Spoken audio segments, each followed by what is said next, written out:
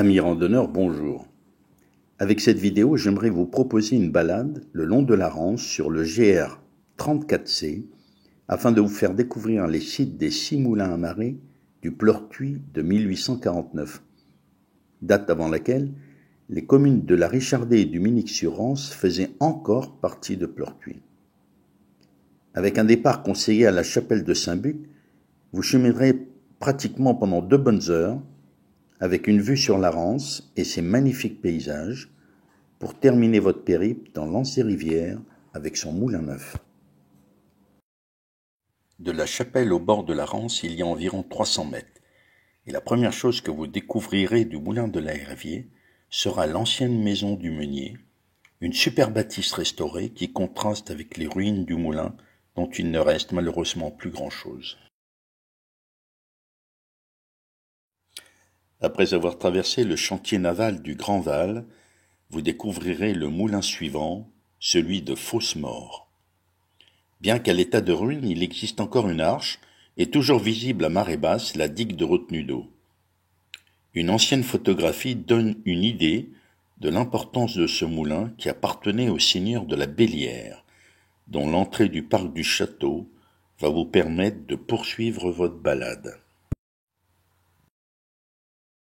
Même si l'objectif de cette balade est de découvrir les sites d'anciens moulins à marée, vous allez profiter de points de vue sur la Rance exceptionnels. Mais surtout, prenez le temps de vous arrêter quelques instants au chantier naval de la Landrier pour admirer la cale sèche créée en 1905 et qui fit la renommée du lieu. Aujourd'hui, c'est un ouvrage vraisemblablement unique au monde. En sortant du Minic, vous allez devoir quitter sur environ 500 mètres le bord de la Rance pour le retrouver à la cale de la Jouvente. Ensuite, au détour d'un promontoire, vous apercevrez l'emplacement du moulin à marée du Montmarin. Il ne reste plus de ce grand bâtiment visible sur de nombreuses anciennes cartes postales que quelques ruines et les vestiges d'une digue monumentale sur laquelle vous pourrez traverser à marée basse.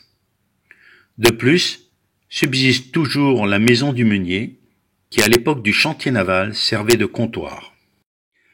En effet, sur ce site remarquable, se trouvait un chantier naval avec une énorme cale sèche où travaillaient chaque jour plus de 1000 personnes et où plus de 300 bateaux furent construits. L'historique vaut la peine d'être découvert en visitant l'une des rares malouinières de la rive gauche de la Rance. Ensuite, si la marée le permet, ne vous privez pas de longer le bord de l'eau et passez au pied de la malouinière avant d'aller faire le tour de la pointe de Cancavale, avec en face la balise des Zèbres et la maison du commandant Charcot. Pour terminer votre balade, vous allez rentrer dans l'anse des Trois-Rivières, découvrir les premières maisons de la Richardée et surtout le fameux Moulin Neuf, l'un des 3 moulins qui existaient dans cette anse. Mais pour en savoir plus sur ce moulin, je vous propose d'aller sur ma chaîne, Les Balades de Daniel, et cliquer sur la vidéo du Moulin Neuf. En espérant que cette vidéo vous a plu, rendez-vous au mois prochain.